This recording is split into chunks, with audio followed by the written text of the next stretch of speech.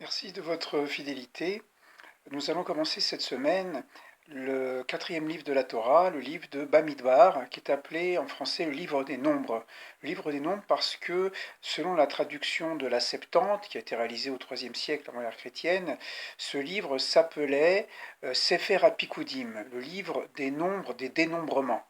Ce qui prouve, entre parenthèses, que déjà, avant l'institution de la Mishnah, du Talmud, entre le 5e siècle et la destruction du Temple, il y avait des expressions, qu'on pourrait appeler des expressions rabbiniques, même si c'est un peu anachronique, qui circulaient au sein de la société juive, et beaucoup d'expressions qu'on retrouve dans la Mishnah, dans le Midrash, dans le Talmud, et même dans les évangiles, comme Notre Père qui est aux cieux, ou bien des paraboles, et d'autres enseignements, eh bien, sans doute proviennent des interprétations très très anciennes, nous n'avons pas de date exactement, mais déjà à partir du 5e siècle, avant l'ère chrétienne, eh bien, il y avait par la traduction et l'interprétation de la Torah un certain nombre de thèmes qui ont constitué une sorte de boîte dans laquelle on pouvait piocher des informations, des expressions, des enseignements. Donc le livre des nombres, Sefer HaPikudim, c'est en fait le livre de Bamidbar, Bamidbar Sinaï, dans le désert du Sinaï. Et pourquoi Pikudim, les dénombrements? Parce que ce livre commence par le dénombrement des enfants d'Israël qui vont se mettre en marche, quittant maintenant le mont Sinaï pour aller vers la terre promise, la terre jurée à Abraham, Yitzhak et Yaakov. Je voudrais juste relier cette paracha avec ce que nous sommes encore en train de vivre sans vraiment le vivre, c'est-à-dire le confinement, déconfinement. Nous sommes à la fois à l'intérieur et aussi à l'extérieur, et même en étant à l'extérieur, on porte des masques comme pour dire on est encore de l'intérieur.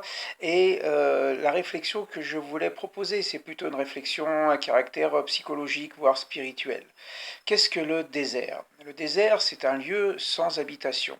C'est un lieu de silence. Et selon l'étymologie du mot midbar, si on change les voyelles, on obtient medaber, midbar, medaber, le parlant, comme si c'est le lieu du silence pour entendre une voix et peut-être sa propre voix. V-O-I-X et peut-être aussi V-O-I-E.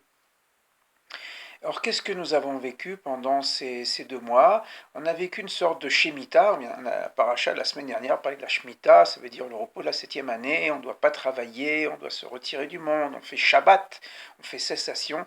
Et pendant 2 mois, on a vécu quelque chose qui pourrait ressembler à la Shemitah, repos de la terre, non-investissement de l'homme dans la transformation. On a laissé la terre se reposer, les plantes pousser pour quiconque avait faim, même pour les animaux, les oiseaux, etc. On voit à quel point ce que nous avons vécu fait écho à ce qu'on peut lire à la fin du livre de Vaïkra.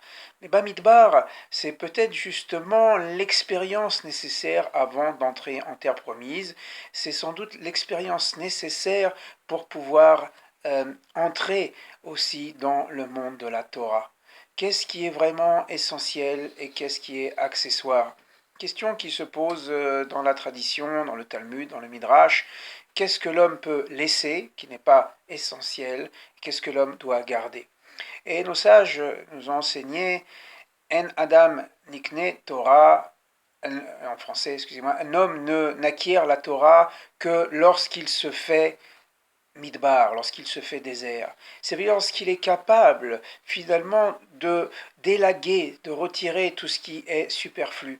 Est-ce que ce n'est pas cette expérience que nous avons pu vivre, après chacun va tirer sa leçon, d'élaguer, de supprimer ce qui est superficiel, superfétatoire, pour aller à l'essentiel. Voilà, en même temps que nous rentrons dans l'île de Bamidbar, dans le désert, et que nous commençons à marcher, peut-être dans ce temps d'après-confinement, nous nous mettons à marcher en étant allégés de ce qui nous encombrait. En tout cas, c'est une forme d'espérance de se mettre en chemin pour pouvoir ensuite être un acteur vraiment actif, non pas celui qui veut recevoir sans arrêt, mais aussi celui qui veut donner. Et ce qu'on donne d'abord, c'est une parole, une bonne parole, midbar, medaber. Voilà, à très bientôt. Au revoir.